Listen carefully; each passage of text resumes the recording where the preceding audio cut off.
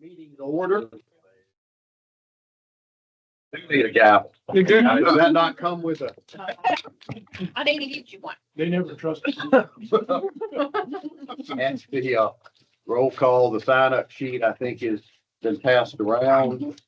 The agenda, I think, was sent to us previously. Any Make a motion to approve the agenda. No second. discussion? All in favor, say aye. Aye. Okay, citizens' comments, any? Don't have anybody signed up. Anybody want to make a comment? No, sir. No comment? I will. Oh, I'm sorry. Just walked in. Sorry. Mr. Kelly, is that right? Randy Kelly. Randy I will sign there today. I was just going to say that we still hope to be on track for the Aviation Education Day on the 26th. I have just signed the application for the insurance. I would appreciate everyone keeping their fingers crossed for us so that we can do that. And that's really all I have unless, you know, thank you for your time. We want to sign in there. Yes, sir. Okay. And it's, April 26th, right? It's April 26th, fourth Saturday. All right, thank you. Okay, the minutes. Has everyone had an opportunity to review the minutes? Do we even have the minutes? I sent them out. You don't? No, I did them.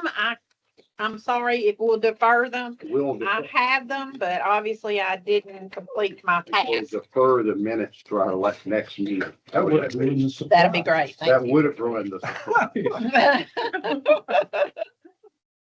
Now I understand why you were surprised. I didn't mail them out. Well, and even Scott responded to your first with the agenda and said, looking forward to getting the rest. Scotty said I that. did the rest. It didn't send it out. I put it in the folder. Does that count? I'm so sorry, everybody. Okay, Paul, manager's report.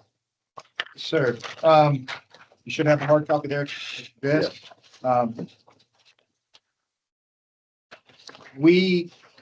This time of year is always entertaining with the way the weather comes and goes, as you can tell. Today was a great example of that.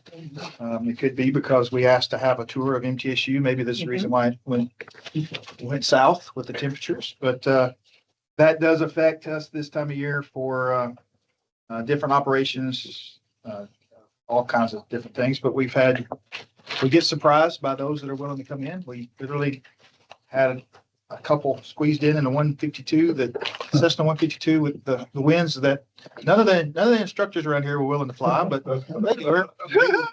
they were willing to they were on their way to Mexico. And so they Okay, stopped in here and ended up, 152. and they ended up having to spend the night because they got in just in time for another line to come through. And so they stayed in town for the night.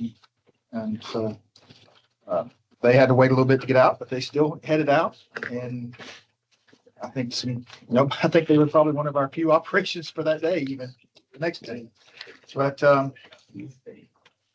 we can always talk about weather when it comes to aviation because that's huge, but especially for the smaller airplanes in the area because they really are affected. A lot of training aircraft are affected by the weather.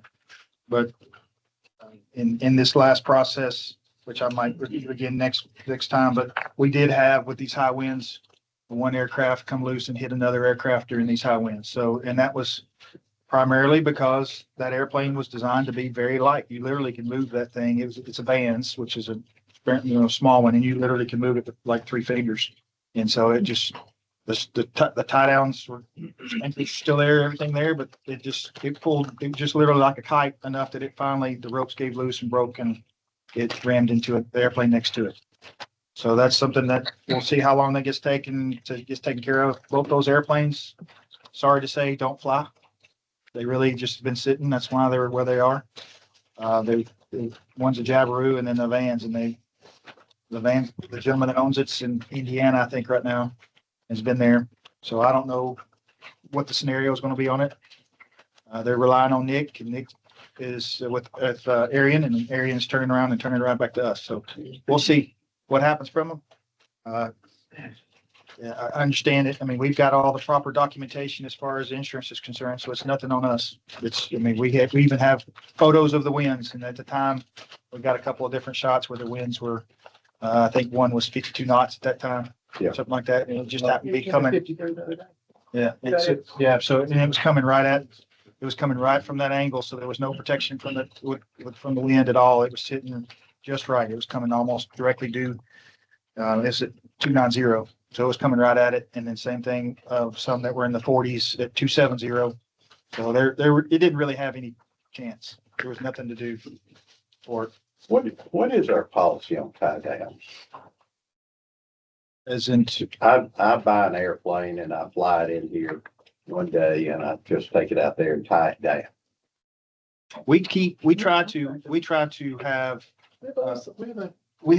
two different scenarios. We have base customers and we have transients. Those that are transients, like overnights, for example, I know, there he is. David was in there. His son brought an airplane in here the other day, was here for 3 days, and Yeah. he just signs up as a transient. We have an overnight log that we log them in with their information. They basically rent a spot from us per night. We, in most cases, because it's so cheap, we waive it if they do a fuel purchase. Sure. Those we try to keep at least a couple of spots available for transients to come in a scenario like the one that went to Mexico that time. Yeah.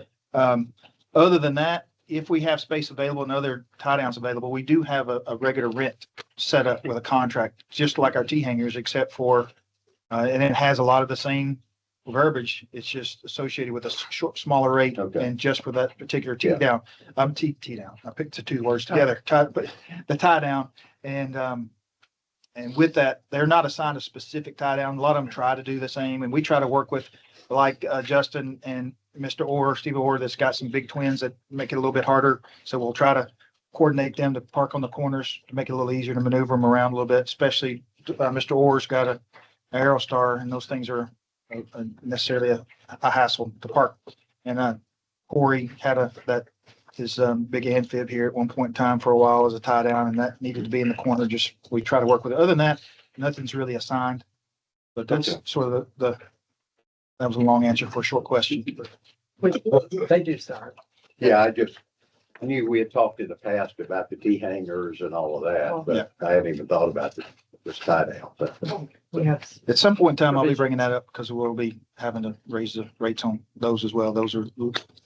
But I'm working hard to try to come up with some more. We've been trying to find ways to add more tie downs even because we have a waiting list for tie downs as well. Yeah. And it goes through the same kind of procedures as the others.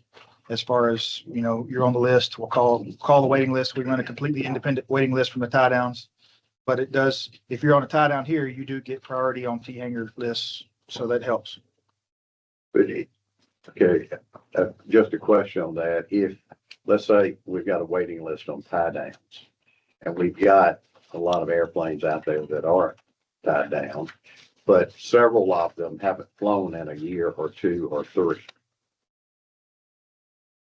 Do we say how active airplanes can be tied down, or? I would like to go that route. Yes. And they're getting there. We've gone through the process and started the process of one particular aircraft that we had issues with like that was considered an abandoned aircraft. Yeah. We considered it an abandoned aircraft, mainly because the gentleman who owned it was in jail. But he in turn passed his power of attorney over to his sister. And finally she was able to sell it, but it took some prodding. We never did quite have to go to that final step, but I know Ginger was involved. Yeah, Ginger was involved in it, but it never had to go to that extreme step because she was able to finally sell it. As a matter of fact, those 2 airplanes, one of those two were getting ready they're paying rent, but I was about to be bringing those to Ginger for consideration. Gotcha. So now we'll see. Now that Okay. they've had some activity on them, we'll see if they change their mind or what they want to do, or if they're going to say it's not worth it and we'll change it. I don't. Okay. Following on there with, we had a couple of different inspections and this past month, and luckily some of those crazy wind days was one of the days they were able to pick one of them to get taken care of because our operations have been pretty high. And so it's hard to do an inspection out there. And one of them was our annual airport inspection. And because, as part of the airport inspection and the information they're gathering, they have to set up on the end of the runway and shoot obstructions and they're looking for something, even though they call it obstruction, even though it's not really an obstruction, that's just the label they have to find. We leave one tree out there for them to look at on each end, just to have something out there. We have no violations. We have no violations to either our approach or the federal approach, either one. And so we were renewed with no problems whatsoever. He, as a matter of fact, he comes to talk to me because that's what I used to do for so long. So he has a tendency to want to talk about that kind of stuff. But the other one was a surprise visit, actually, from our fuel supplier for a quality control check. And that went well. She was very impressed, and as a matter of fact, she asked us if we could host a training session at some point in time for fuel vendors, because we go above and beyond what most general aviation airports do as far as quality control on our fuel farm and trucks and things of that nature. So, and how we monitor things here.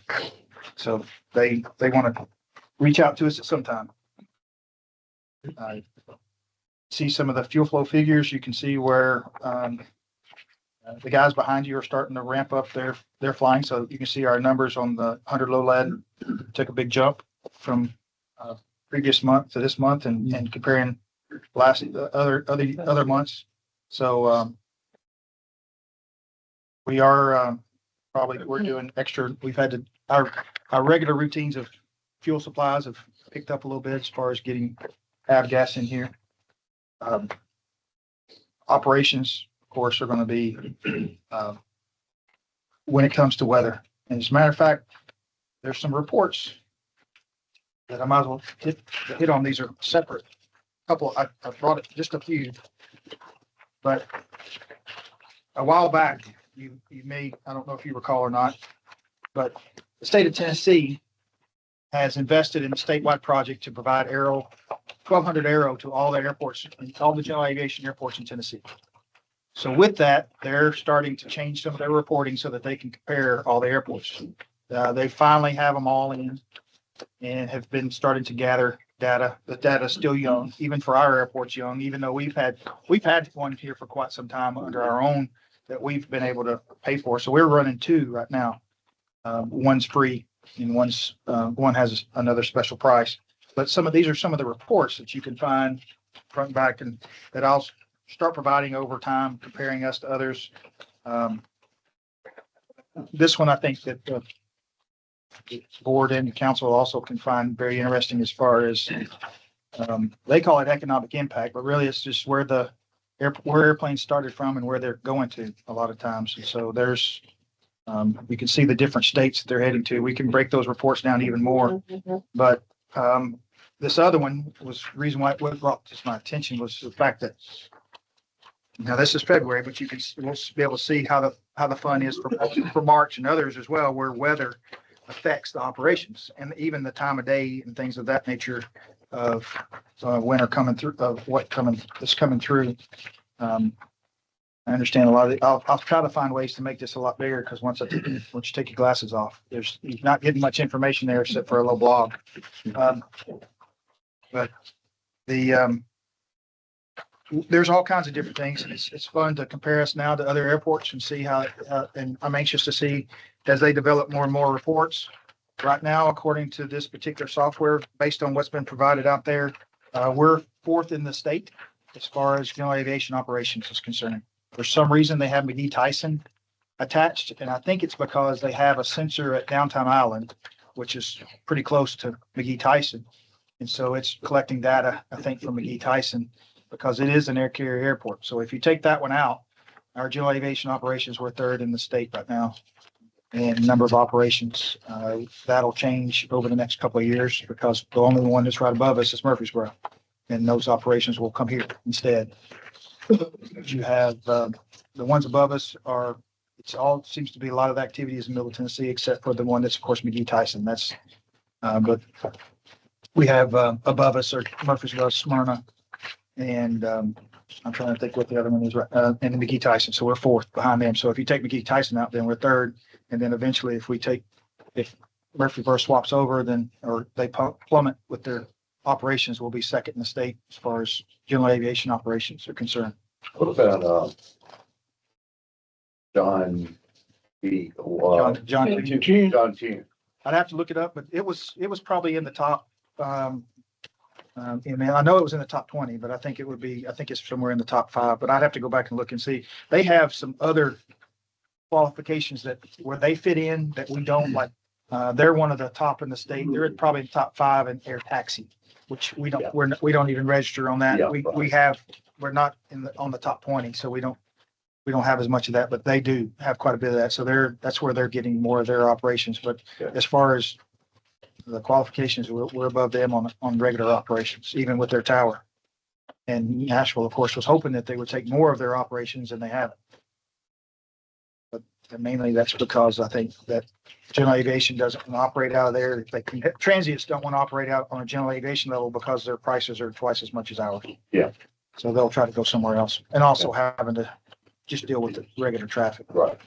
The type of traffic they have are doing business in downtown Nashville. Paul, can I ask one other question on monthly operations? And granted, some of this for a month or something. But jet and multi-engine are down. Single is up, and we know why that would be up, and it will continue to go up. But is there any issue with jet and multi-engine? Is it something we should focus on trying to get more of it, or we're happy with where it is, or? I'm never gonna be happy with where it is. I'm always gonna want it to go up. Can I give you a good reason why right now? I can't. I can tell you that, there are things we've got in the plans for near future that will help that, such as I already have a gentleman that's approached us about developing a maintenance facility, a maintenance shop for jet. That's when the taxiway gets built, which should be going out for bid probably within the next 30 to 45, 60 days. With that, they want to build a maintenance facility. That is one of the things that I found during some discussion with people that they take into consideration, because we actually had that here. We had, for example, over Christmas, we had a gentleman that flew in. He was a pilot. He wasn't the aircraft owner, but he flew in here to see family and things like that. Well, they had an engine issue. And so for us to have a way for them to work on it, we really didn't have anybody to work on it. They took a quick look from down the street here and they couldn't take care of it. Well, it was a struggle just to even get them inside somewhere. They had to rent space from a private individual just to get inside. So a lot of different charter companies look for places just in case something were to happen to their aircraft that they can, if they stop, they can be taken care of. Also, you have a limitation somewhat. This is not as of now, this is not much of a destination airport. Right. This is a pass-through airport. So there's also some things, as you know, as far as jet is concerned, the commercial side of things, we need the city to step up to do their part to attract more of those. I mean, we get them, and we know when they come here, they're going to come back because of the experience we give them when they come through. We have a lot that use us on a regular basis to stop, like bringing people down to Florida and things like that, but they're just passing through. Okay. Thank you. But also one of our base customers, he's one of our best base citations, just not flying nearly as much as he used to. I think he dropped off one of the boards that required him almost travel on a weekly basis. And he was down to Atlanta on a regular basis that he no longer does. So they're just, when that happens, when one of your base customers jets starts slowing down, it's noticeable on your numbers. Yeah.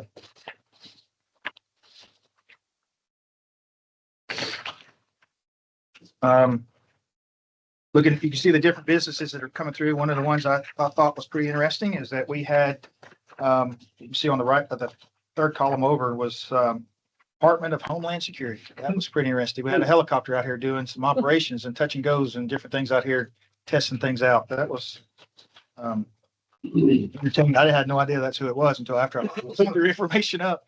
I would have been more impressed I would have watched a little bit closer to see if there's anything different about it being from them. But that's the first time I've come across since I've been here, I'm aware of. I didn't even realize Homeland Security had those type of helicopters that you could track. I figured Homeland Security would have stuff you weren't allowed to know about. Right. I hope they do.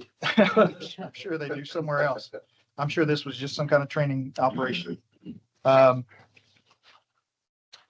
she got Hanger and product sales, those are all pretty standard there. Mentioned on through for maintenance, you can see the standard type things that are listed there. That the only thing that came out from that quality control inspection was, they recommended a different style of bucket than what we use. And so those buckets have been ordered. Other than that, the bucket still worked, did their job, but they recommended something different based on the helping with quality control.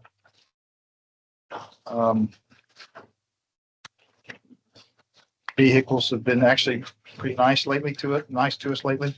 The T hangers, not so much. We've had some issues with, when the weather's changing and things like that. We're gonna, more than likely, we've had to rebuild one particular T hangers lock system, and I'm to the point now we're about to have to replace or redo all the locks in some form or fashion. It seems like they're struggling with, especially those who are facing to the north because of weather, I guess, coming in and out, or people messing them up. I'm not sure exactly what's causing the problem, but more than likely they're all going to end up having to be rekeyed. We've had other people that have come and gone and things like that as well, and shared keys and made copies when they weren't supposed to. So there's been all kinds of different things that have happened to those locks, and more than likely is looking for a bid from a locksmith to see what it would take to rekey all those with the proper master. Our tugs, as we've been getting some different things out, are needed some different work. Those are two separate tugs that we have. We have a typical walk behind tug that needed a new starter, and then we had what we call the diesel tug, which actually was an old baggage cart that's been here forever. We had to replace the relay on it. The John Deere tractor is something that's been a thorn in our side lately for some reason. Looks like, from what they can finally tell, there's a sensor in the transmission. And so there's no telling what I'm getting ready to pay for that. Because it's beyond what our public works department can do. And it's amazing, probably a $20 part's going to end up having a few commas and zeros in there. I don't know what it's going to be by the time they get to it. I've tried everything to not take it to John Deere, but I think we're to that point because the guys are getting worried with mowing season starting. Because as a matter of fact, as the next thing down, I mean, we've already ran the mowers at a couple of different spots already. This is the earliest I think we pulled the mowers out. So much for Phil. Phil seeing a shadow didn't really mean anything. I mean, we're already blooming everything out and things like that. So, some other things out here is the ceiling tiles that we maneuvered some ceiling tiles around when we had the leak from upstairs, and so we finished that up. The photo you see down at the bottom, I put that in there because it was taken by our IT department from a drone, and I got a kick out of it because it looked, when you really see a nice version of it, makes a DC3 looks like a toy from a kid's toy box. But that was just a neat image that was put out there. They're back. They came back a little early, but they'll be doing their training this coming week.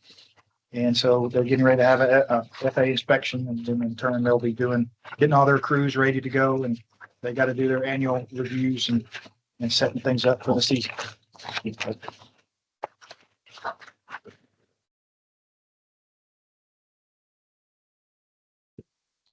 I know that usually I think with the agenda packet, there's usually financials that go out, and I have those, but I don't know that there's any reason to review them because you haven't had a chance to see them. But I'll be glad to answer any questions if you need to. But there's just the fuel flow figures and the dollar amounts associated with it gives you somewhat of an idea. I mean, it's very broad and not much detail, but I have those available if you want to. But I understand that Lisa will be sending those out with the agenda, so you can have a more detailed review.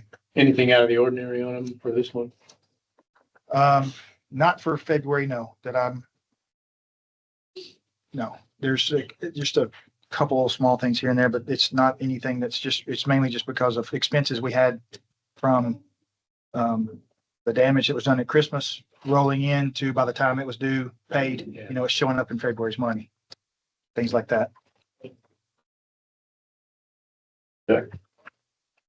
That it? Yes, sir. Then we'll go old business, Hawkins land use. We could just do a motion to accept those reports. I'll make that motion. Second. Thank you. Any discussion? All in favor? Opposed? Okay. Thank y'all. New business. Old business. Oh, old business. We didn't go yet. Oh, we did. You're right. You're right. We You're didn't right. talk. You gotta give us a couple minutes. Okay, so, and some of this is gonna be a repeat for everybody that was here last week. Last What month. kind of, or last month. Wow, it feels like that was last week. That was like a month. It is. It was I like agree. 3 weeks ago, right? Just three. It's not a whole That's right, month. not a full That's month. right. But Mike, if you want to open Yeah, up this a little bit. Thank you all for your time. Mike Harris with Hawkins Flight Academy. This is Matt Wilkins, Hawkins Flight Academy. And we've got Jake Washburn hiding over in the corner. He's with Motlow State Aviation Sim Lab. He's executive director of the Sim Lab program. So we've had a very close partnership with Motlow and using their Sim Lab this past just over a year that we've been here. And some ideas have come out of that that we are very excited about, that we think is going to be very impactful for aviation career, workforce development, for what Motlow is doing, expand on what they're doing, provide an opportunity for other organizations to have some space and facilities, and open up the upstairs for the renovation plans that are coming where our current Hawkins offices are. So what we are creating with Motlow is an industry association called AERO, and that is Aviation Education Resources and Outreach. And what the mission of that is, our first page of our presentation here, is to empower aviation professionals to give them the flight training and flight simulation experiences, to bridge the gap between the passion and bring them into the profession. It's a workforce development program as opposed to like the universities type program. So it's really a complement to what MTSU does in a university style, because a lot of people going for professional aviation career are not the same people that want to get a 4-year bachelor's degree at the same time.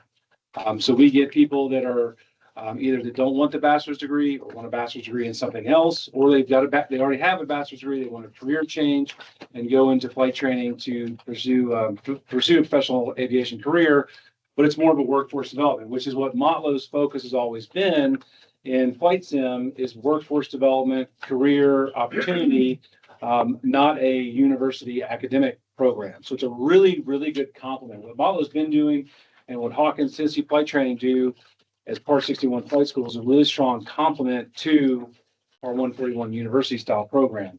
So we want to bring this into a new facility, which is the Aero Flight Education Center, which is the next page, which will house the Sim Lab. So currently, has everybody been to the Sim Lab by the graveyard? Wait a second. I just drive it. In the old hospital.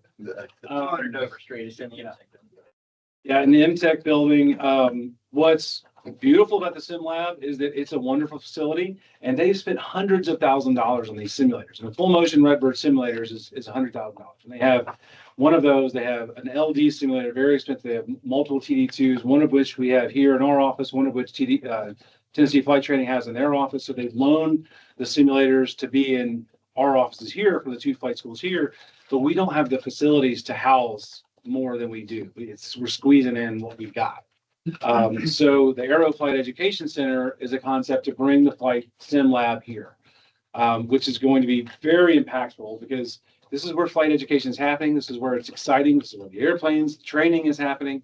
So instead of having to send students 4 miles down the road to sim lab, it's kind of tucked away where they don't see it. This will be right front and center when people are coming in for EAA events. They're going to be able to tour and see the sim, the full motion sim, know that it's here for recurrent training, for instrument pilots, for all of that. And people, it's honestly, it's the best kept secret that shouldn't be a kept secret, like the Motlow Sim Lab. Nobody knows about it. I didn't know about it before I came here, and we're really deeply involved in aviation in Middle Tennessee before coming. So we want to house that in this Aero Flight Education Center building, also have our offices move from upstairs into that building with training facilities. But this is the design of Aero and this Flight Education Center is to be a collaborative space, a collaborative association that's open to, it's not just Hawkins and Motlow, it's open to Tennessee Flight Training, to MTSU, to the EAA chapter, to other industry groups, to use this, to be a part of the association, to use this flight education center, to have some group meeting space. This is the only group meeting space we have here at the airport, and it's tight for this. So to have, like Tennessee Flight Training does a great job with accelerated ground school classes where they meet evenings, once a week, and they do for your instrument rating for your ground school. And it's a classroom setting, and Chris has got an awesome classroom at B&A for that. We can't do that here because this building closes at 7 p.m. and that becomes an issue, and we just don't have the space. So this would be a shared space with that kind of a classroom for the after hours, weekend, which is when these classes typically are taking place. When we talked about this last month, one concern the mayor brought up was parking and traffic and bringing people in. So we've actually modified to include a gravel parking lot, which will be hidden by the building, in between the building and the EAA hangar. We'll show the pictures of that. But also wanted to emphasize that most of these group things will be evenings and weekends when the airport's not overrun like it is on board meeting day with looking for parking. So it's a versatile collaborative meeting space for events and education. And again, it's workforce development to complement what MTSU is doing, to give that kind of, to serve all of the needs and all of the students that are kind of looking for different things. Next, we've got a couple images. These are rough images, but Please accept my apologies. These images. We had a we're not graphic professional designers. graphic designer that I was working with to try to get these done, and they were not done in time for this meeting. So you're looking at some Matt Wilkins fine photoshopping skills, which is very, very low. That's it. That was me snapping a picture and throwing the That's right. That's correct. We're not hanging the building on a pole as things like that. So the goal is for a little bit of visualization of what this could look like, and really it's around location, which we'll get to the end of it of what we're asking. But I think to complement Conceptually, it's very similar to what MTSU has today. We're going to go. which you're about to go tour, which I think is the timing for this is great to talk about this, the board go out and be able to see MTSU's building and kind of visualize that's what we're wanting to bring. So we've got our ask that we'll get to at the end, but Paul was awesome. And after our last board meeting, brought this idea to the city council to be able to understand at least a little bit more on what our restrictions would be for parking, whether paved or gravel, or what we need to be able to provide based on the last meeting's comments. And we kind of got a green light to rock and roll with this. Planning. Planning, I'm sorry, not City council doesn't know I yet. should say planning. Well, Like, yeah, that's he does. One of it's like, them wait a does minute, know. what? One of them does know. Oh, But yes, he was, in speaking with the planning director. Yeah. So that was a nice thumbs up that we got from the last meeting that I think was some of the concerns that were raised. So it gives us a little bit of flexibility on what we're going to do. And so we don't have a lease yet ready to present. And so as you kind of flip through some of these pictures, again, just to give a visualization of what this is going to look like. If you look at the overview shot up on top of the airport, you'll see what we're talking about with the gravel lot. So not facing 231. The entrance will be facing kind of where we are from here. So the entrance will be facing north as you come into the building, and the gravel lot will be to the east between the EAA building. So we'll come in to fill up flat out, and that's going to be public use. Again, we're not limiting that to people attending the area building. So as Mike brought up, a day like today, it's going to be nice to have some extra parking spots so people aren't parking on the grass. Yeah, and today, our Hawkins students and instructors are using the existing parking. So this is going to add parking capacity to the airport in general. Yeah.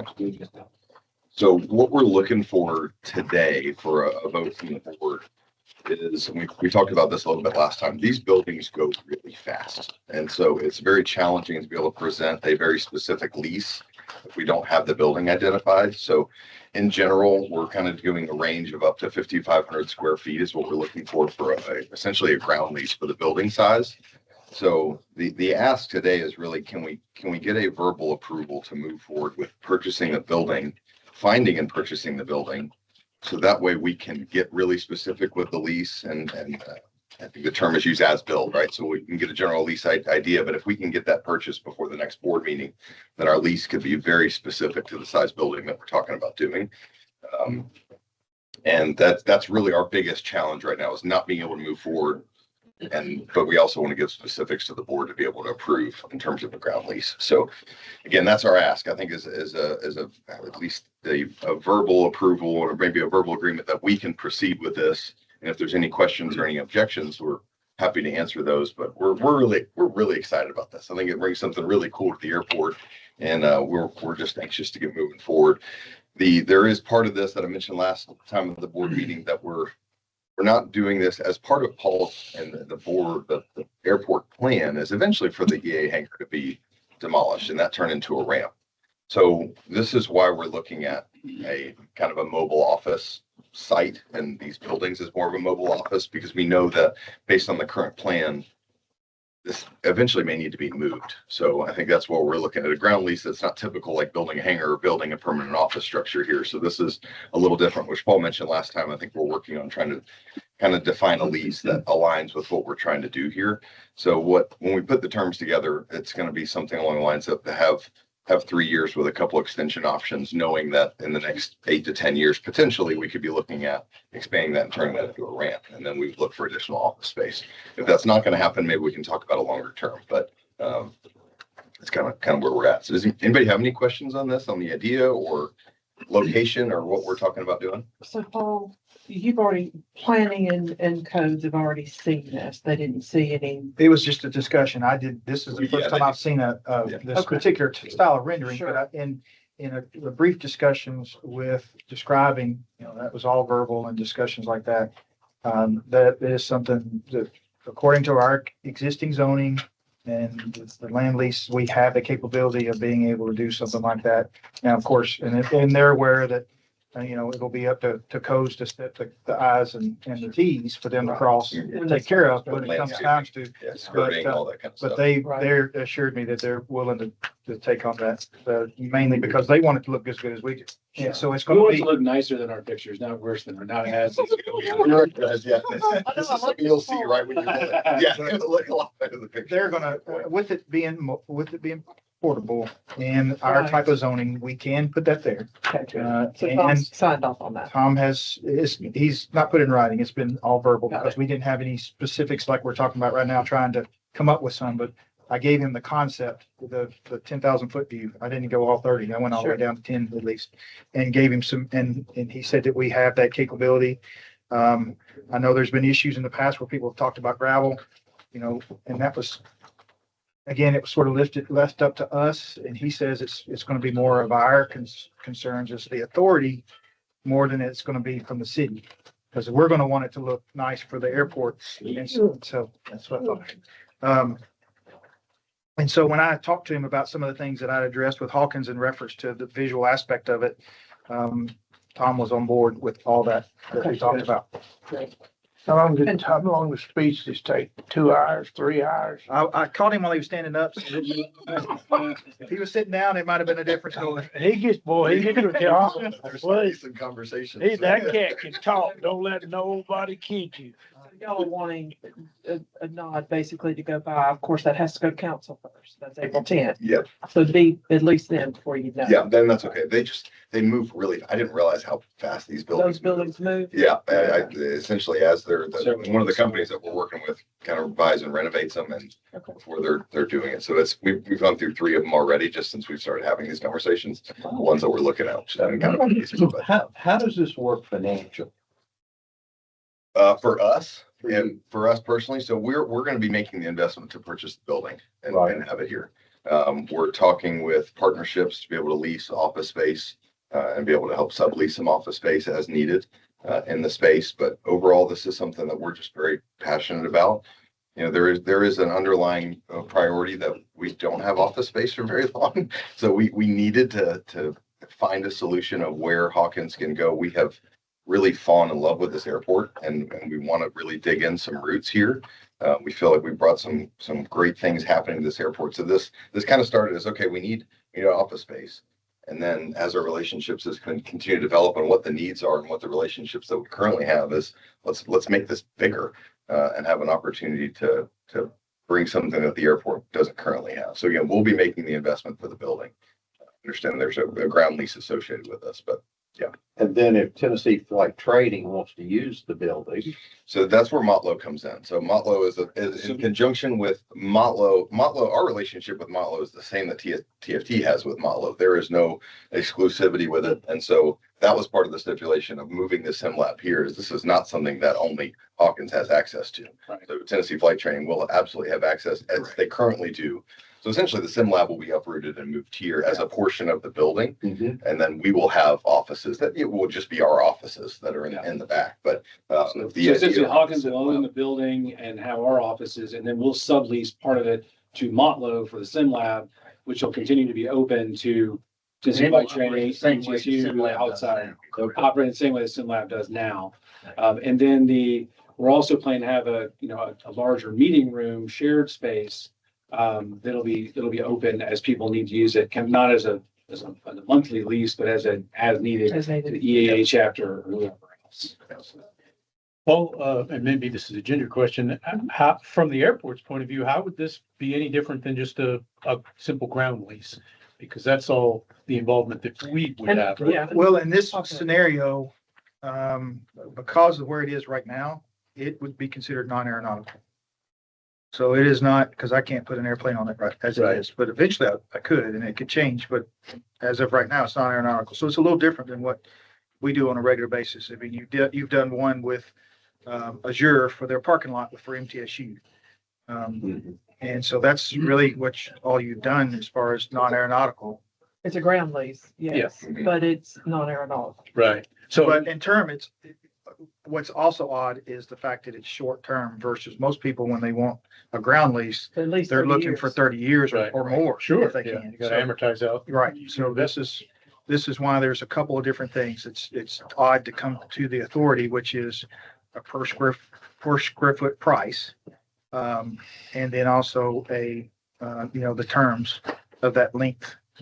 But as a beginning template, our existing ground lease could be a starting point to then modify as needed to make it, Sure, it's a basic template. There's Yeah. gonna be some things that would be different, yeah. yeah. As Ginger and I have had a chance to talk briefly about it, she's been very overwhelmed with a lot of other things going on, but when we've been able to talk with different things, it's been similar to Azure's lease so that we can piggyback on something that's already been established through them because of the fact that a parking lot is non-aeronautical and outside the fence. This is Right. another one that Right, can, similar. they can kind of jump from there. It changes the terms somewhat, but the restrictions and any requirements legally can be pulled from that. Now, of course, we're talking in their situation more like square foot versus, 1.3 acres. Right. It's just written out at foot.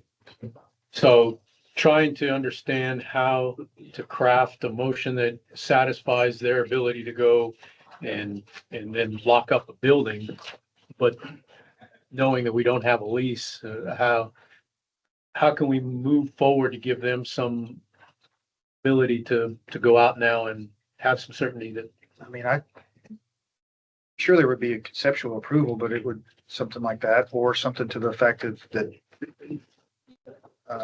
you would be willing to present it, once all the details are fleshed out, present it to the city council with your approval. I'm not sure exactly the wording, but that's kind of the concept. Are you That's looking for great with dollar, us. are you looking for dollar today? No, I mean, I think just No. kind think of what, that's Randy did this last board meeting with his hangar, like, hey, I can buy this and not have to wait another month before we have the actual lease executed. That's what we're looking for.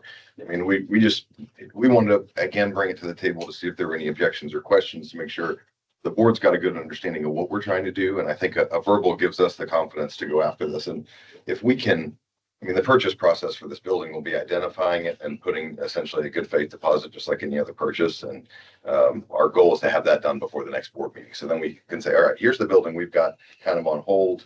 Here's the physical lease that the board can execute.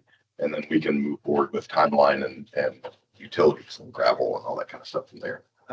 If you recall, at one point in time, that I know only, I think two of you were here on the board. We had the person bring in a concept of a restaurant out front. right? And so when they brought in the concept, the authorities said, we love the idea of a restaurant, just not where you want it. And here's where we would let you have it. And now, as you can see, he didn't agree, so we don't have a restaurant out there. So the idea would be, basically really want to make sure that this conceptually is something that the authority is for. If it makes sense for the airport first. And so before they start, they're willing to work on faith in some form or fashion, because I think we've got a good enough relationship that everybody's going to look for the authority to say, this is going to benefit the city. This is not going to hurt the airport. This is not, before it ever goes to city council. That's what the council's relying on you for, because you guys are more involved. I guess with that being said, and first of all, I would say that, I appreciate the relationships that we've built with Hawkins as well, and obviously want them to be here at the airport and continue to do what they're doing.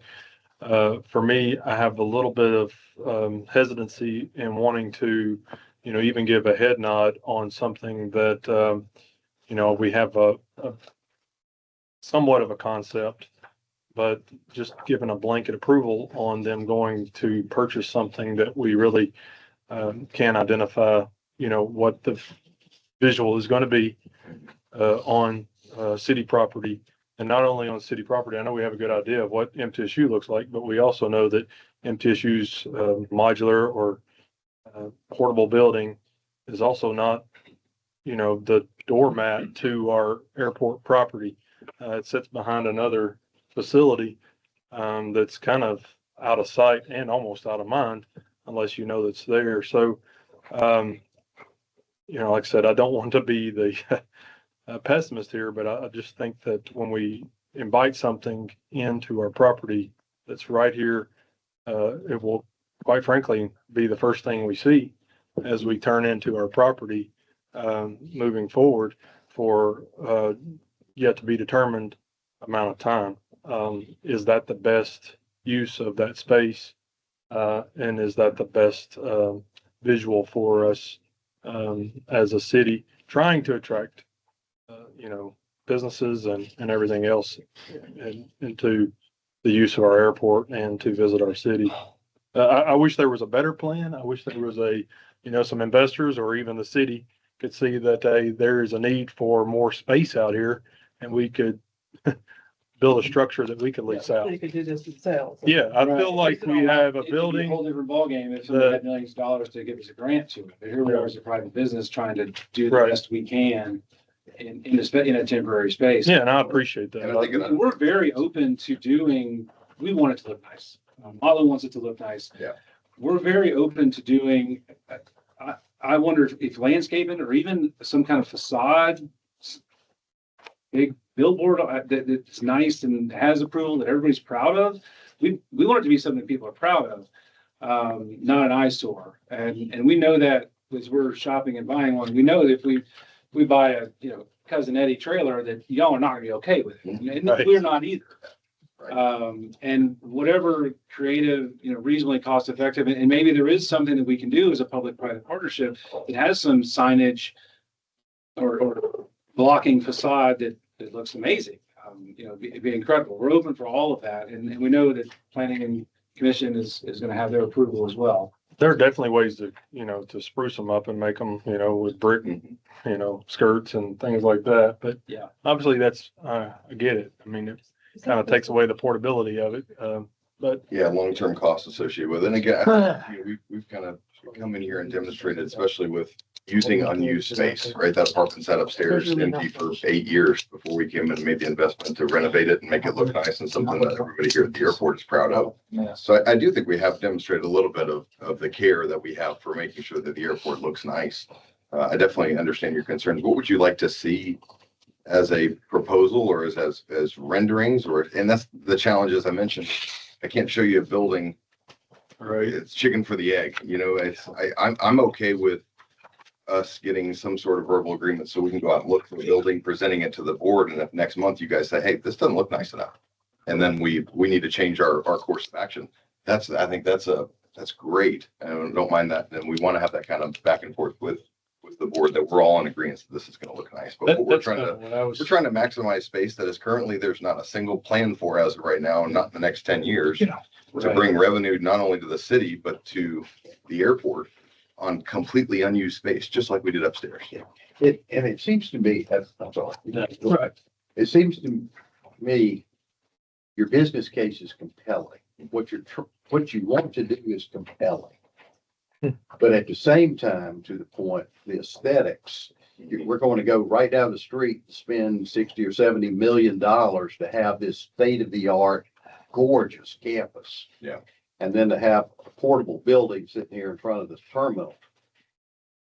you know, it's the aesthetics. Yeah, It's the, it's 100%. the issue Yeah.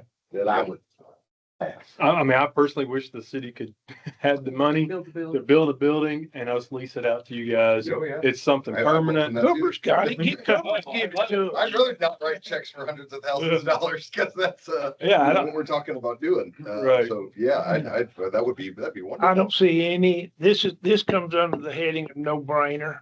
I don't see, I'm one of 6 council members. That right there will go through.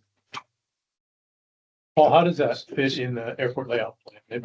I'll turn over to Scott for right now, then I'll answer that. Okay. Because he's. Yeah. One thing the authority needs to keep in mind is that the mayor and city council did approve design standards. So even though it's a temporary building, they're not just gonna be able to throw it out here. I love the Christmas vacation reference. They're not gonna just throw up anything. It's Right. gonna have to have landscaping, buffer zones, all of the above. And that comes under building and codes in conjunction with Yeah. planning, like the Yeah. councilman Yeah. said. It's not gonna win, it being an eyesore, don't even cross my mind. It won't be here if it. It won't be yeah. allowed. That's right. There's rules in place for that. It won't Yeah, be that's here. good. We- Very good point. We analyzed, going on to what you were saying, Eric, we analyzed, I mean, it's not like we just all of a sudden thought of this. We looked around, we looked at all different aspects of something that could be done as far as a location is concerned. This one seemed to fit the bill the best because of a couple of different things. One, the proximity to both flight schools, the proximity to utilities, mainly. Utilities have been a thorn in my side since I've been here. And the fact that all the utilities are right there helps considerably. There's even water for fire suppression there. I mean, it's even covered, which is great. So that's one of the things as well, is that they offered that and knowing that, and they're aware that our future plans are to show development in that area and develop hangars out that direction. And the fact that they're willing to do something portable, do something that can eventually move somewhere else, be moved in behind. And so it's not a permanent structure. So it's not like, I understand that you're the idea, but I can understand if I was looking at building a trailer park for the Yeah. next 30 years, that's a different story. But if it's something portable that meets the codes that's referenced, meets all the different things as far as aesthetics that authority really, planning really said, I think the authority is probably going to have stronger stringence than we do as a city in this industrial zoning that we're in. Because we are zoned industrial. They are the city's limited somewhat, in some cases of what they can require. And so it's really up to us that we can require it to push for the agreement. If there's any other ideas of a location, I'm good with looking, but as we talked, it really wasn't trying to get something that can happen. Because again, we have another issue too, is the fact that hopefully if everything goes as planned, upstairs this summer is not going to be available. And so they needed something that can happen in a reasonable amount of time. So what I hear, go ahead. I was just gonna say ironically, I think a building in that location, it hides what's already very ugly. Yeah. I mean, we're looking at a 30 to 40-year-old fuel farm. That's right. And a hangar that currently it's functional, but it isn't pretty, right? Yeah. So I think a brand new building, It's character. but a brand new building that pays attention to the aesthetics and requirements that the board might have here. would Also, be when you do the landscaping, Yeah. it's gonna come out looking like the existing buildings up there, Yeah. Absolutely. Yeah, it's gonna look better than the EAA building and the fuel farm. Yeah. You don't have to Is there something that would help? I understand the idea, but I understand the concept. But is there something that's part of the concept that you would like to see that we need to address? A brick structure. I mean, I I recognize understand if we just put that's- lelands down through there or something that Yeah. would just literally make it all green, if that's necessary. Well, what I was about to say, a couple of things that you could do is knowing that you want to really make this temporary, we can handle that through the lease. You might not give a renewal. very short period of time. There's ways to handle that. Second thing, it sounds like maybe we need more input from Tom, telling us exactly what those design standards are so that you all know. I don't know if you all want to hear from him, but giving ideas specifically of what can be required through the city. And then you all be able to build into your lease more what you want. Just putting that out there for ways that. I mean, I was shocked myself to hear that we could just put a gravel parking lot on any addition that we put in the city. Because I was thinking that we had minimum standards of asphalt or concrete with ADA accessibility Yeah. I and think things of that might- nature. So, I mean, really I don't want to give a head nod to guys and let them think that we can do this with a gravel parking lot. When if we come back and it's a bait and switch and say, yeah, you can do this, but you're going to spend just as much money that you spend on this building. I think that's. I'll make it industrial. That's, Industrial. So we just, I last was- board meeting was that discussion, right? So then we'll go into, and I was I was actually surprised at Tom's response, that he gave us a lot more leeway than I was expecting. But I think because of the fact that, addressing the ADA, we have it here for this building, they're basically sharing it. So the ramp itself would be going to the existing asphalt and concrete or asphalt to attach to the existing ADA that we have for parking now, and allow for entrance. That way, parking's primarily going to be to the side, and that was part of it too, when it mentioned the fact that it's hidden basically from view, with it being between the buildings. Because originally, when they talked about it, they were trying to originally look at the building being as tight to the EAA as codes would allow, and then look for other parking. As a matter of fact, it wasn't even parking wasn't really discussed, but it was mentioned you can't do it without parking because we don't have space as it is. So moving it back, hiding it between structures. And I'm sure we can even, if we didn't want the gravel to go right up to it, we literally could put, small hedges right next to it if we yeah, needed I guess to. so. Something to that Yeah, effect. yeah, Yeah, we're very flexible on what the parking situation looks like. That wasn't really a requirement of ours. That was to address a concern of being too much strain on existing parking. And we're taking what's currently a gravel driveway where people park every day and expanding it enough to actually some parking spaces. You could do oil and chip, save you some money. They just absolutely, I was gonna say, asphalt buildings. I'm sure the city has asphalt buildings, which is just round up roads. Yeah. You can use that as a gravel replacement. It looks just like pavement. Yeah. It's just. Yeah. What it costs. And if the city would prefer, we focus on the building and making a really nice building, and the city would rather be responsible for adding the specific type of gravel or Good try. taking on that. We That's exactly right. That's it. I don't see a problem. I think, like I said, the summary of all this is there's gravel currently there. There's a fuel farm. There's a building that is in a little bit of disrepair, which is why it's on the plan to demolish the building in 10 years.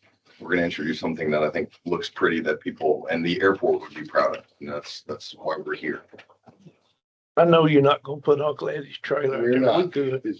We're not. Sentiment that it's a good idea. And then the question is, how big is the budget? Right? Capital or little b? Brian, if I may ask, excuse me, Please. Mr. Chairman, please, are you wanting to actually see options on the building first? Because that's what I hear is like, they're gonna go and pick a building that we've not seen. Well, I mean, I feel that I can take these gentlemen at their word that they are not going to go and, buy the last one that was repoed and bring it out here and set it on blocks. But, But is there a size limit or a size minimum? Or is there something like that that you all need to think about right now before they select a building? well, Because that to me is, if you're satisfied that you've met those things, that once they pick it, we're good with that. And that's what you've got to decide today. Because if you haven't heard enough, then you don't need to approve it. And for comparison, I think NTSU's current modular building is 3,500 square feet. And we're talking about up to 5,500. So we're talking about basically that size to potentially a little bit bigger. I'm not being real specific because they keep getting sold out from under us. So. If you wanted a minimum. Yeah, that's the other thing. It's a 12-year, I think, lease with all the extensions. And are we comfortable with 12? I think it was 3 + 3 + 3 is 9 years. I think is what we, 3 with 2 extensions. And again, this is those specifics. I don't necessarily want to focus on for this meeting because that will be part of the lease It's presentation. 3 + 3 extensions. That's what this is. 3. Oh, there may be a typo on mine. And when we had talked about a 10-year plan, so we were thinking Okay. 3 + 3 + 3 was the term that we were talking about. 9 But, years. and again, that will be part of when we can put this lease together that we will present for approval and happy to adjust that if needed, but. Yeah, I think the giving us the opportunity now to start looking for a building and actually be able to secure one that is nice. If we put this out another month and we're talking about renovating our office space, we will get into a time crunch where we're to the point we're going, us as a business with airplanes and a flight school here is not going to have a space to operate. I don't want to be time crunched to say we got to find the next building available. And this would give us time to make sure we're finding one that we're all proud of. Yeah. Is this our best location for this building, Paul? Of everything that I've looked at, if, because of it being today and because of it being within the next really 12 months or so, yes. Will at some point in time it be different? Yes. As a matter of fact, it could be that before their lease is up, we could find that the facility that Mr. David over in the corner has right now, that when they're done with it, we could move them up there. Because they are portable, they could be moved to that parking lot up there that would in turn be behind the fee store. So it could be that in that lease, you can allow it to be relocated within a couple of years if it works all right. That's part of the fact that it's portable. And that might suit them even better. They might like it even up there a little bit better for them to be another home for a little bit longer. Now, as far as, trying to get to their airplanes, we'll still have to work through some of that hurdles, but it could be that something like that happens. And so that's, like I said, for today, yes, just because they're, like I said, all the utilities are there. Literally every utility is necessary is there.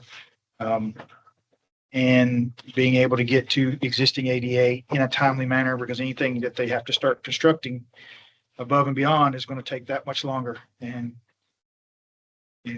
every contractor in the area is as busy as they want to be. I don't remember on our industrial design guidelines, on buildings like this that they bring in, is there a color scheme now? I don't know why that's in my mind. Did Tom talk to you about that? He did not talk to me about that. Okay, because that would be to me something else that they've got to know now about selecting colors, I would assume you're not bringing in a big red building or a big orange I was thinking building. pink or Pink. orange. Well, I think Imagine white or gray is what it's gonna actually be. the step up, I know part of the grant funding for the airport terminal building is going to have color codes. I'd love to match that. If we can have that as an option, I think it'd be great, at least in the same family of it to make it look very Yeah. complimentary. I just want to make certain, I have that in my head that we're making that a part of our ongoing design guidelines. And like, you need to know that in Yeah, advance. that's great. We need to make certain that we Yeah. talk to you about that. Yeah, I that's know that great. was talked about at a previous meeting with the hangers, because somebody Mhm. built a different color hanger, Right. and y'all expressed that But our, hangers should match going forward. right, and our planning commission has also just talked about in general what they're doing. Yeah, plan. And yes, Yeah, that's great. what I wanted to make sure I know. Once we identify a building that we're ready to put a deposit down on, we would welcome input. We'll take you out there and show it to you. We'll share pictures with anybody on the board that wants to, with Paul. It's not that we're trying to do something quietly away from y'all's eyes. It's that once when we identify these buildings, waiting till the next board meeting comes up, city council meeting come up, then it gets lost and we're back to square one. And Yeah. we do that for several months and then we're just spinning our wheels. So it's not a hiding what we're doing kind of thing. We're very open with what we're doing and for feedback and input. We just need to be able to move quickly on the schedule that'll work with these to actually make it happen. So is it fair to say that you're asking for kind of a nod today? Yep. That we're in agreement with the direction you're going. Yep. Subject to a couple of things, that you get a building, maybe you email pictures of it. Yeah. To us, and you get with city planning to make sure that you know exactly what the requirements are including colors and everything else. Whatever our design standards. Yes, the design design guidelines are. standards. Yes. And that you come back next month with, I've got this building, Mhm. this is what it's going to look like. Right. Here's some nice renderings that Matt. Nice renderings. That's right. And a This is lease. what the city requires in their planning Yeah, that's it. standards, and we're in compliance, blah, blah, blah. That's what we'd love to do. So we That's need it to right there. give a motion that the city council could then act on April Yes, 10th, so that then they can begin. the process. If it comes Yes. out of here, it can make Yes. council, it can make a Yeah. study Yeah. session. Yeah, April 10th, then they would. Let me see if I can construct a motion here. I make a motion that we recommend the city council approve a future approval for a ground lease to Hawkins Flight Academy for their Aero Flight Education Center that will consist of a temporary building between 3,500 and 5,500 square feet, subject to the city's design guidelines for the proposed structure. Sound- Period. Yeah. sound good. Yeah, basically approving the concept plan. Proving that, right. Study As, session. as well as the location, Won't it? that this April location 2nd, a study is, session. you all approve the location of this building. Yes. April Fool's Day. Okay, Oh, okay, Tuesday. Second. got a motion and seconded. Any other discussion? Was that you, Miss Lane? It was. Second. All in favor, please say aye. Aye. Any opposed? Okay, Thank you very much. Thank you guys. I know it was a lot of work. Thank you so much. make sure it looks good. Oh, Oh, I've got one more question. Over at Central High School, Mhm. in the vocational ed building, they teach you to be a chef, they teach you how to garden in a Oh, yeah. greenhouse, Yep. and they've got a department around aircraft repair. Yes. They got an airplane Out in there. there. It's You've awesome. been in Oh, it? yeah, Is absolutely. it Central High School? We've been to the one in Shelbyville. That's central. No, this is, Yeah, yeah. that's Okay, a- it's the Central- okay, With, gotcha. and you'll Mr. be, Daniels. Mr. Daniels will be at education. Yes. yes, and great, but Yes. you know, could you Yes. pull some of those students into this concept as Oh, well? absolutely. Yeah. Oh, fantastic. Yeah, it's a, It's a resource for exactly those kinds of students. Yeah. That's great, that's great. You gentlemen sign in if you yeah, I have, can do that. just, you know. Okay, Thank you. why do we have to have that at my first? We timed it. You We did timed it really for this good. meeting. It worked out well. Justin Brady land lease under old business. That's me. You will find while he's stepping up here, you'll find that there is a rendering with your packet that I had, and I'm not sure what happened. It's yes, that one right here. Yeah. That'll give you an idea of some of the things he's talking about. So last meeting, we loosely proposed a hangar location. Didn't have quite enough specifics yet, but we've nailed all that down pretty much. So on this drawing that you see here, the one I'm talking about is the one right here on the right with two entrances.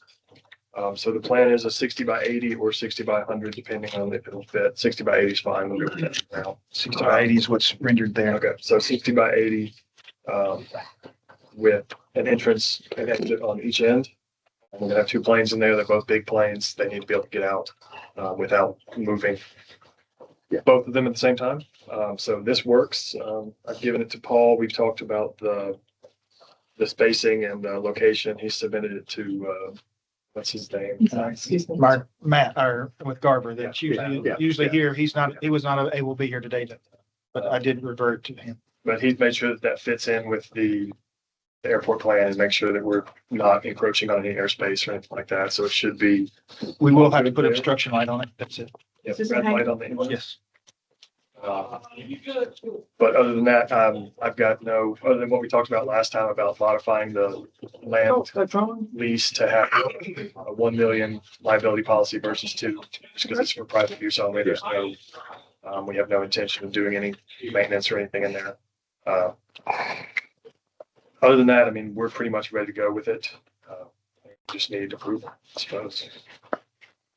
So this would be just a regular ground lease like we've done? This is our standard, as a matter of fact, yeah, because, insurance in this scenario, they actually can do the two, because one's Yeah, got we one. do one I each. mean, one each has got it, but I know that Justin's been able to even accomplish it himself. But the only question I had was exactly, is it all under you, or is it under an LLC between the two? Or For how? now, it's just under me. Okay, so We'll that was the only thing that I figure did. out the rest of it later. Other than that, it's standard rate, standard lease scenario. And it's just the footprint's larger than our standard, which is usually in a number of 7,200 square feet. This one would be, the ramps themselves. I'm not sure if you addressed it or not. The ramps are not quite as large, but when you add the two ramps together, they're larger than what's required of our minimum, which is the standard, the footprint to be equal. So the square footage, because they're 50 feet wide, there's two of them, two ramps. So you put the two of them together, then you've got 100 by 100 ramp. So the taxiway light's an issue. One of them will be an issue, and I've already been looking into that of whether to it's the last one on that side. So we were contemplating just foregoing that one. But there's a possibility of maybe insetting one. There's actually a vendor that I'm meeting with. I've already got an appointment with them while I'm at the airports conference next week that does just this. And Leo? So, Is Leo? no, not Leo. Okay. No, I can't get away from Leo. I need to let Leo and Tom talk to each other. But because there's another on the other side, we've got the same scenario that you're going to hear about new business. So it's been looked into. So there's some other things that we're looking into, but there's a possibility that we'll probably just stop that one and just cap it so they won't mess with any of the wiring and just put a cap on top of it. And you recommend this lease? Yes, sir. I missed the last meeting. Is there and I apologize if you already answered the question. Is this just one big common open area, or do you Yeah, so actually it'll have, just be one hangar. so there won't be a wall in between? No wall between. Wow. So when it reverts back to airport ownership, it'll be very desirable. Oh, yeah, it's a Yes. great use of Taxi in, space. taxi out. Yeah, But yeah, great it turns use of out space. this actually evolved during the last meeting that you guys missed because Charles announced Yeah, To some what we had people calculated. that he might be using and taking their space back. And so the bell went off in Justin's head, knowing that there was another twin Bonanza in the north hangar that was going to possibly having to look for a new home. And so it evolved during the meeting. And so that's why some of those questions hadn't been addressed at all yet. What length of, what term length are you looking for on this? It's the standard term. What is it? 20 plus 20. 5 plus 5. That's correct. So it's 30. So it's all about Sorry. this one. We try to keep it simple. Once we finally could figure out the footprint and where to squeeze it and how to make it work, then everything else about it is standard. Great. So you'll give I me make the a next. motion to approve. Second. Any discussion? All in favor? Thank you very much. Look forward to seeing it. Yeah. We'll fill out our standard form, Yeah. Did you second please, that, and Eric? have that in front I of did. council You in did, April right? Yeah, Okay. great. Okay. with your recommendation. Thank Yeah. you. New business, Craig Nelson, land lease. I need. Hello, everybody. How you doing? I'm doing well. How's everybody else doing? Yes, man. We've got a very preliminary Well, I'll need all that. I'll send you. handout, a rendition of what I kind of have in mind.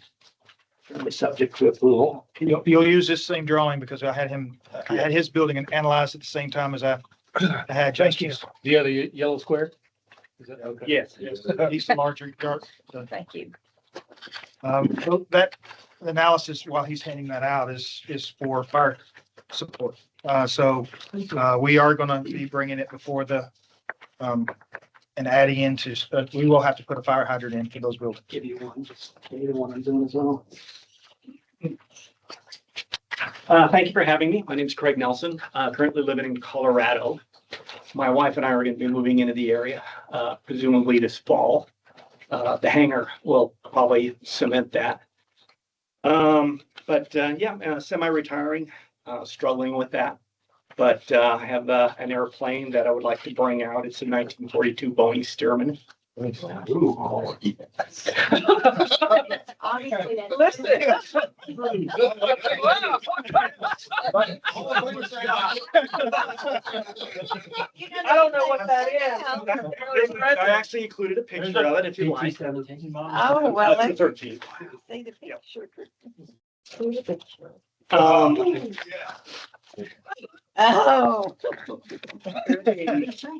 So with the, You should have led with that, apparently. I think it'd be a great addition with the EC3s, the twin bonanzas here at the airport. I've got a very extensive history on the airplane, as far as, picture from it in Goodfellow Airfield in Texas in 42. That's it. Yeah, that's not me, but yeah. But the airplane actually set the national transcontinental speed record years ago from San Diego to Jacksonville, Florida. Average left speed of about 60 miles an hour. But anyway, planning on building it. There's a third location that Paul explained to me, adjacent to what Justin's doing. Justin and I are collaborating that maybe we can, work together on concrete work and that kind of thing. Certainly to expedite things or, maybe do a little bit more, less expensive, if you will, thrifty. Looking forward to being a part of the airport community. I've been in aviation since I was 15, started fueling airplanes at Pueblo, Colorado. Worked my way through the ranks, became a commercial instrument multi-engine pilot, flew charter as a corporate pilot for a number of years. So I've had my hand in aviation really that whole time up to the previous. Worked in the laser industry for the last 30 years. Again, struggling with retiring or semi-retiring, but this would be a great option for me to move to a new location, possibly get a project, work with my airplane, those kind of things. This is the type of airport I would like to be at. Currently, as I mentioned, lived in Denver, Colorado. I do keep the airplane up in Longmont, which is about 40 miles north, but it's just another great aviation community that you can invest in as well. You're not just another number or something like that. And I get that feeling talking with Paul at this airport. So open to questions. Very much like to be a part of your community. Happy to indulge you any way I can. Would this be just housing the plane at this time? No, it's a Or- flyable airplane. Yeah, I'm sorry, I should have said that incorrectly. Personally, this is just for you to have your airplane here and fly in and out. You're not running a business with. No, this airplane. just much like Justin, it's strictly going to be for storage. The specifics on the hangar, I gave a couple different renditions. Mine are based on centering on the taxiway lights. I would like a hangar door that could rise up to 15 to 16 feet. That would accommodate a Super King Air, a Citations, Pilatus PC-12, maybe a Phantom or something like that. That would be open to the possibility of hanging, different airplanes there. And talk to Paul about that, something down the road, that kind of thing. But I'm 66. Don't know. I mean, I've maybe got another 10 years in me. So I would like the hangar to be, something that, would be marketable, maybe an executive type thing or multiple smaller machines down the road. That, again, you mentioned the jet fuel.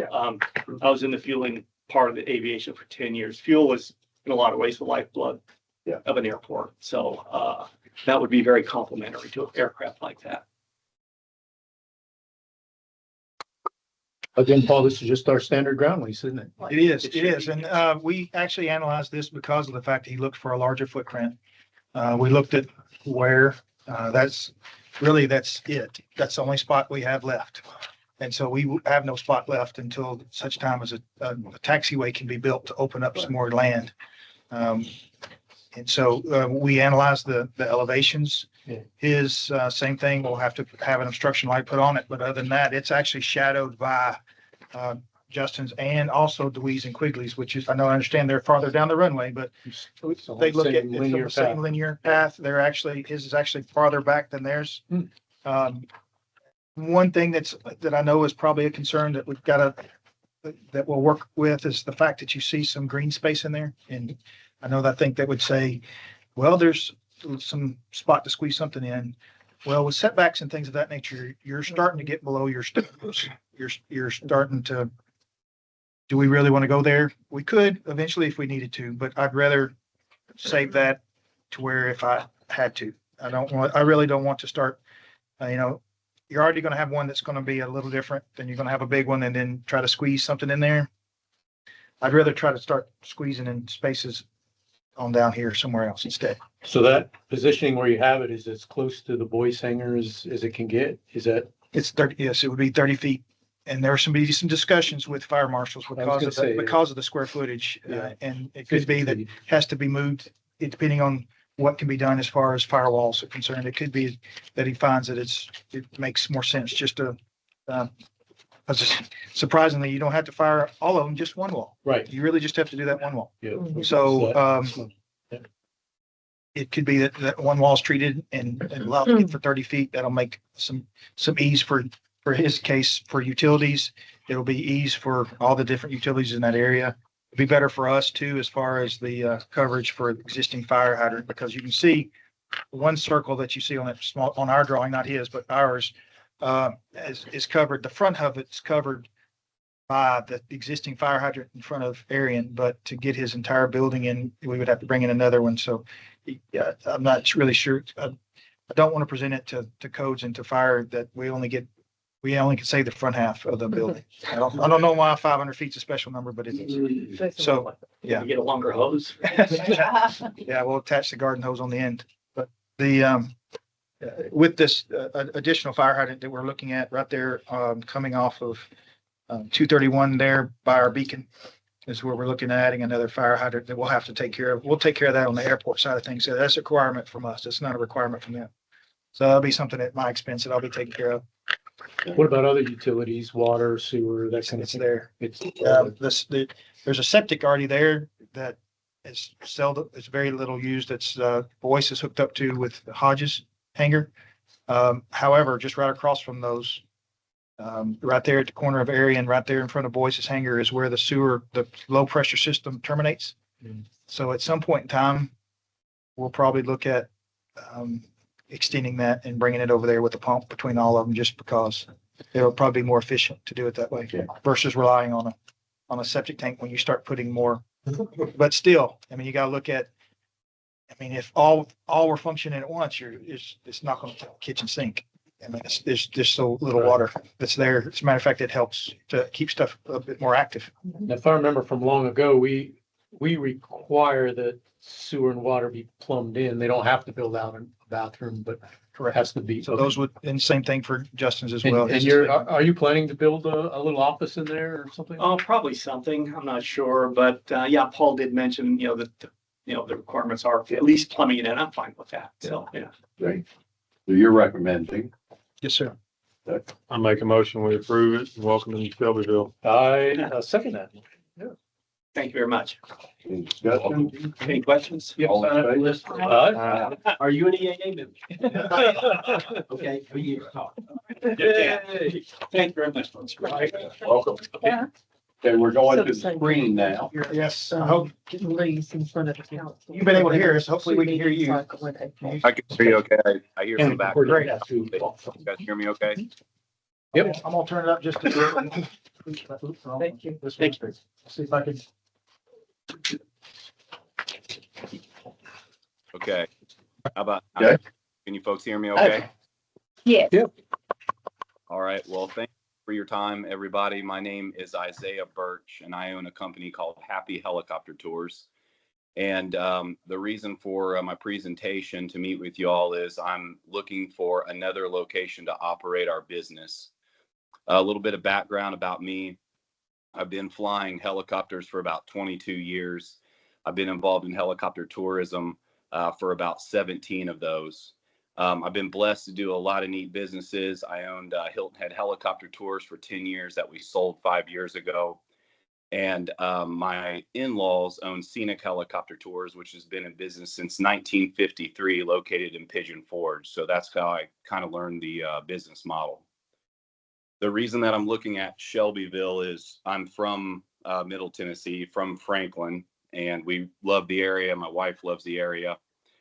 We relocated the end of last year to Greenville to set up this business to do tours over the mountains here around Asheville.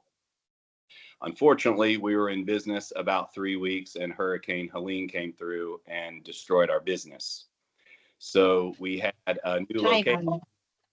I'm sorry, they're laughing because one of our board members' first name is Helene. So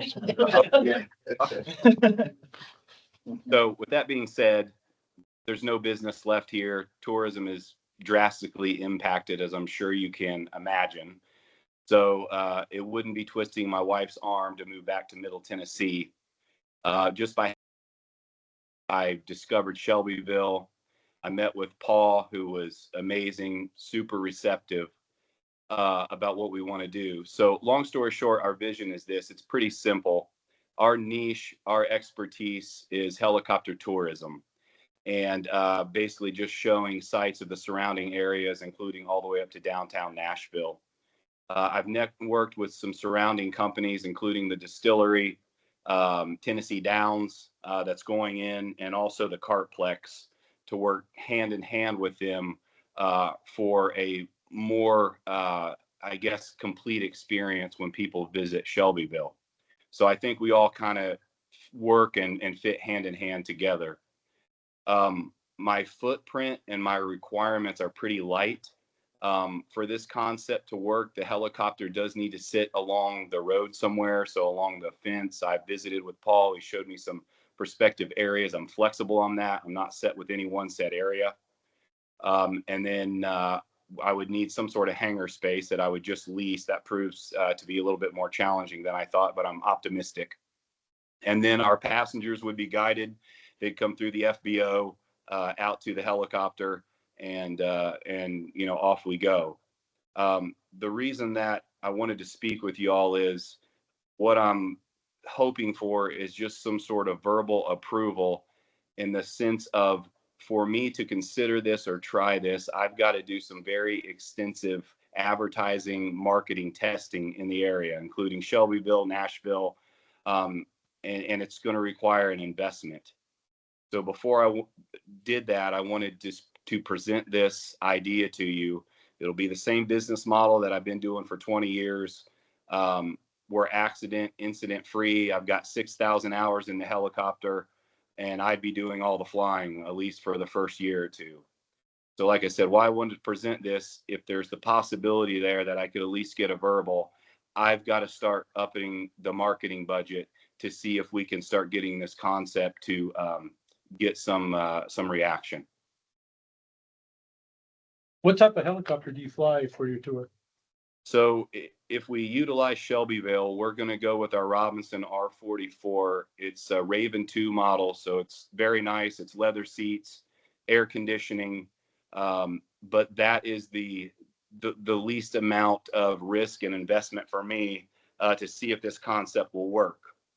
With that being said, I have access to our family's Bell 407, Long Rangers, charter options that we could also potentially offer to the area, which is one of my other goals. But the tourism side of things are our bread and butter, and where basically the business will be built on. Charter with a helicopter, as many of you probably know, it's nice to have. It will work, but it is a very hard business model to get to work on a full-time basis. So something we would like to offer, but the beginning would just be narrated tours of the area. One other thing I would like to add that I think was going to be really neat as far as partnering and working with the distillery across the street is there's a tremendous amount of history, as you all know, of that distillery, where the original distillery started. And we're going to incorporate those narrations and those experiences in the helicopter. So not only can guests go and experience the distillery, but they can come over and fly and also get a perspective from the air. So kind of a neat concept that we have. one of the things that we've talked about too is, you know, as he alluded to, moving something rather quickly to have something started to find out, you know, as he looks to see if it works, is possibility of one of their tenants there in the Aero building would work for a place for their clientele to come to. So that's another one right off the bat that could work together again.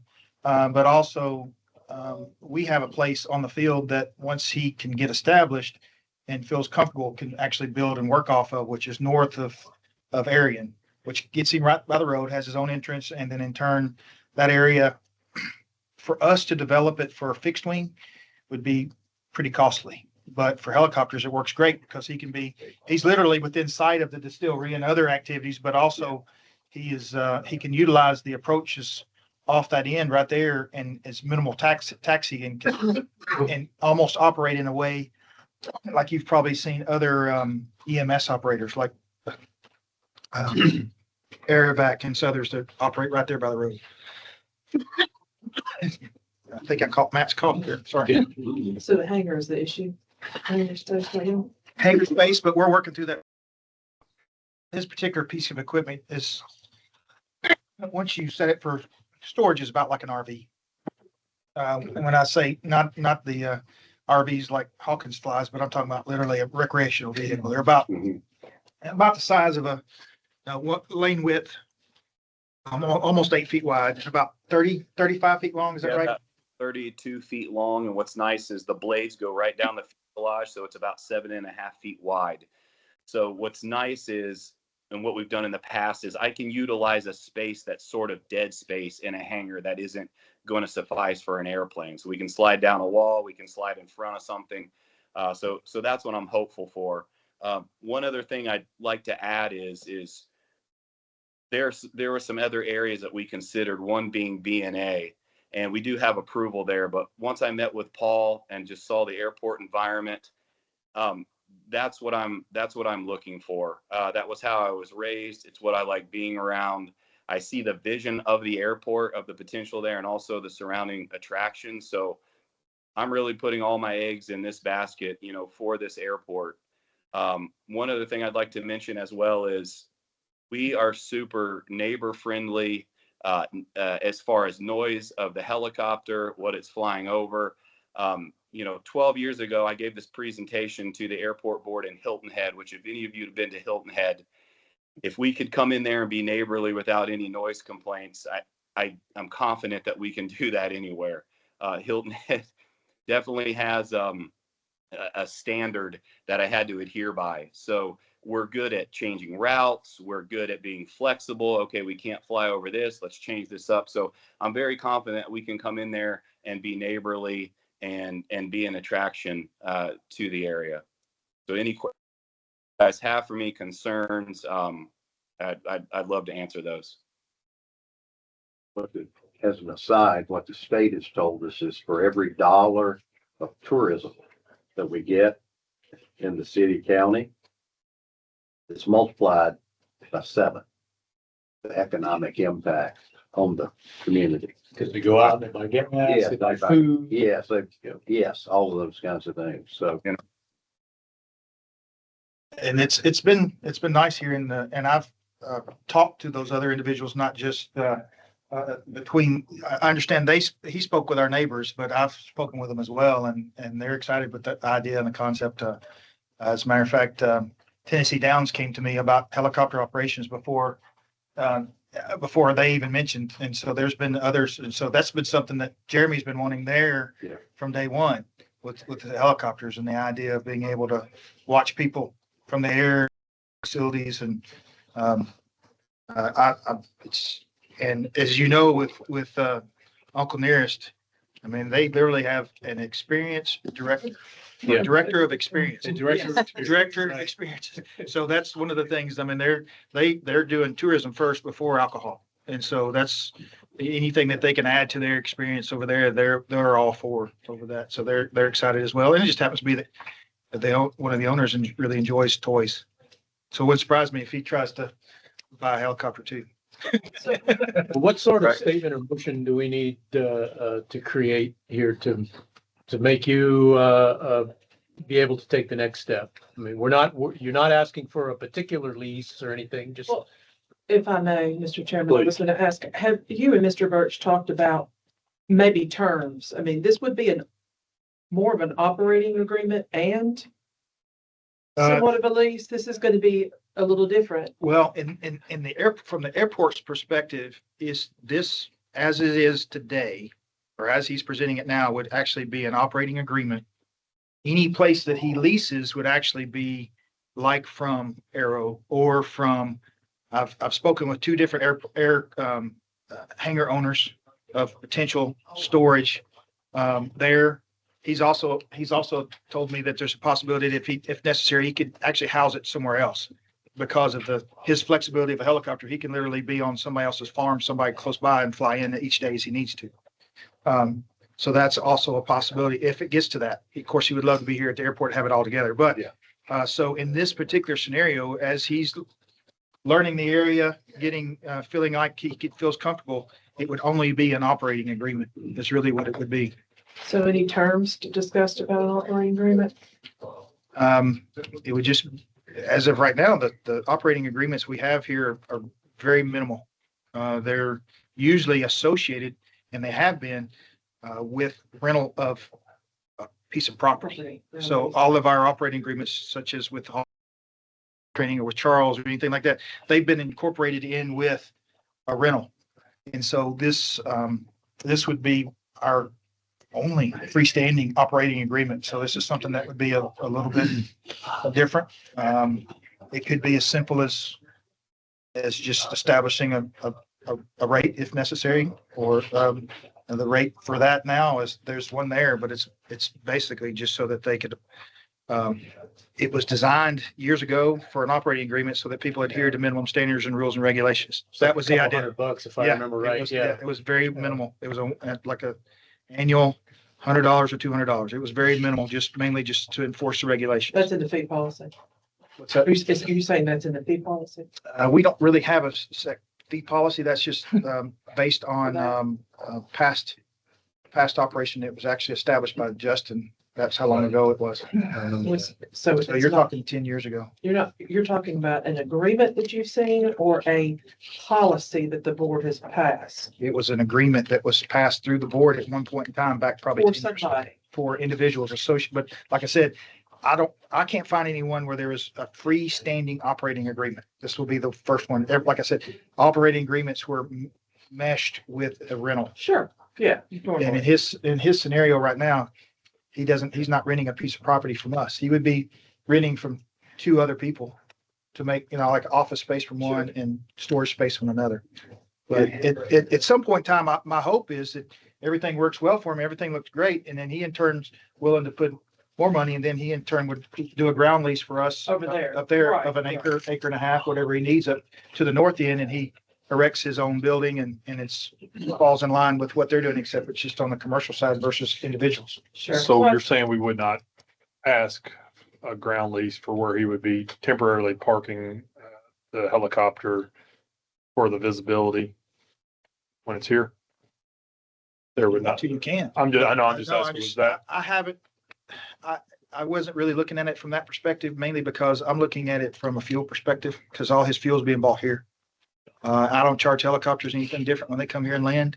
So in theory, I mean, he could operate off our ramp, but this scenario with him moving out front as a billboard, does it affect me? Not really. If he decides when he wants to improve the area, we might have to look into that a little bit if he's wanting to put, as you've probably know, if you've ever done a tourism helicopter ride, they have a gravel pad that they land on because it makes their landings look better. It's kind of the idea. But so there could be an area that he has to improve to match up for his skids or something like that. But it would be. So guess what? You can write that in. It wouldn't be a full blown lease, almost like we do when somebody's building a hangar, but it could be a part of your operating agreement. Yeah. Not too unlike just the regular tie down, I would guess, right? I mean, Yeah, it's very minimal. Yeah. As far as an operating agreement that I've come across. It's a lot of fuel. But the fuel is a key, and in hopes that he has success. So then when the more successful he is, the more successful I am. Did you see the operating agreement that I emailed you? Was that Yes. theirs? Yes, that was in. That's what I thought. I pulled in anticipation. I found one of theirs online with somebody else. With Hilton Head. And I think What that's he referenced. probably something you all need to look at. So basically, we're just needing kind of an endorsement. We're endorsing the business plan coming to Shelbyville. Yep, exactly. And then that way I feel comfortable, with this marketing budget that's going to be required to spearhead this and see, just see the response. Okay, Sound like you started a Yeah, motion there. I'll make a motion that we endorse this, business plan, presented to us today. Are you making that a recommendation? to Yeah. City Council? Recommendation. Sec- Okay, Second. go ahead. second, and any further discussion? No. All in favor? Aye. Hi. Welcome to Shelbyville, we hope. Thank you very much, y'all. I appreciate your time. Colorado and North Carolina today. Yeah. That's Thank awesome. you. Yeah, we're excited. It's, it's kind of a concept right now, but we've done our homework and we feel this just fits in with the area and fits in with your all's airport. And if you guys don't have any other questions for me, I hate to run. I do have some flights that I need to go take. So I'll be happy to answer anything else before I log out. We're good. Okay. Appreciate Look it. forward to meeting Thank you. you in person. Okay. Yes. Thank you Thank all you. so much. Have a wonderful afternoon. Hey, Paul, you probably want to email him that the final approval won't be till April 10th, so he doesn't start the Yeah, marketing. be very clear on that. I don't foresee any issues, but Okay, just in one case. is lease renewal. That time. The most boring part of the meeting. Like R44s and Stearmans, and I mean, like, this has been an exciting meeting, I gotta tell you. You know, and we're going to just build from here. I love it. I love it. No, I've just been talking with Paul and we're coming up to the end of the term and I'd just like to go ahead and renew. So just for historical purposes, for those that are new to the board, the original Quonset hut was leased by Shelbyville Flight Academy from Joe and Linda Roberts. And then in turn, they sold to Azure. Azure assumed that lease, moved it forwards. And then in turn, now is Tennessee Flight Trainings through assumptions each time. So the terms did not change, so that's why it seems like it's a little soon for it to come up, but it's coming up because it's surprising. It's been 5 years since it was done. Correct. And so, but with that, it's available for renewal, but as it states in the lease, at the terms established by the authority. So, today we're looking at terms for the price per square foot, for the length of the term. I think those are pretty much the standards because it's not like we have to choose location because it's there. Or any improvements, because I wouldn't ask anybody to try to improve that facility, because I think if you do much to it, it's much more, it does more damage than it does good. Trust me, I've had multiple people look at it. And if it makes Randy feel any better, that one is marked to go away at some point in time too. Is there anything in that lease that needs to be updated to make it in coordination with our current leases? Is it all? It is pretty much in line. There's probably some things that I would like for Ginger to look at as far as adding a few paragraphs just for as far as some of the certain protections and things of that nature, but it's very, very minimal because it is they're leasing an existing building from us versus a ground lease. Right. So it's not matching up, but there's probably just a couple that have probably been added since we did that initially 5 years ago, but it's more just like initial legal verbiage that protects their interest and our interest both. Does the renewal speak to the renewal lease rate? That's what we're here for today. That's all it says. They're entitled I to can tell you that Chris has offered to me what I feel is a very generous increase, but that's also up to the authority as What is well. it at now and what did he offer to you? Yeah, right now it's running the numbers. Again, we don't have the exact square footage, but based on the information that we had, it calculates to about $2 per square foot in annual. And I was telling him, you know what, let's do a 50% increase. I feel like that'd just be fair as far as the market value. To three, then. To three, yes, sir. It's, in my opinion, and we've looked at that, and I remember in discussions for those board members that were here when Member Kazork and Member McGee were both on the board and reviewed different lease rates. There was a lot of discussion about the Quonset hut because of the condition of the Quonset hut. Some can argue it's barely a plane port. So there was a lot of that discussion. And so I think right now, truthfully, any rate is a good rate for the most part. That I think is a very generous rate as far as $3 for that on an annual. Is there The a term total is length 650. in there? I'm sorry. Is there a length of renewal spelled out in there or is there? It says it can renew for another term, which would be 5 years. Okay. Now, if you all want to negotiate something different, we certainly can. Is that what you're requesting and wanting? That's what I was thinking. Yes, sir. It was just the price that had to be reset 5 years later. And so the total is what, 650? What is it? 600. It's 600? Yes, ma'am. Okay, and so it would be 900? Yes, ma'am. 900. It sounds pretty easy. I guess I'll make a motion that we recommend to the city that they would approve an extension of this lease, the Tennessee Flight Academy, at the terms that we've discussed, 5 years and $3 a square foot. Is there a second? A second. Any discussion? All in favor? We'll get that ready and have it on the council's April cycle. Thank you. Thank you. Most boring part of me. Easy peasy. Okay, are we still invited to tour the facility or are we going to? We're Not still invited. sleeping right now. Yeah, it stops leading. I have 2 vehicles ready to take everybody there so we can go through, we'll go through the gate and I'll show you the ramp side too. And then in turn, we'll meet MTSU there for an inside tour. If you're still up for it, those are up for it. I'm still on the agenda. Unfortunately, I'm gonna have to catch it another time. I gotta Right. be back. It's another meeting. Thank you, Ron. Yeah. Okay. Something else. I think we're adjourned. All right. Nice. That was always my favorite part. Yeah. Fine.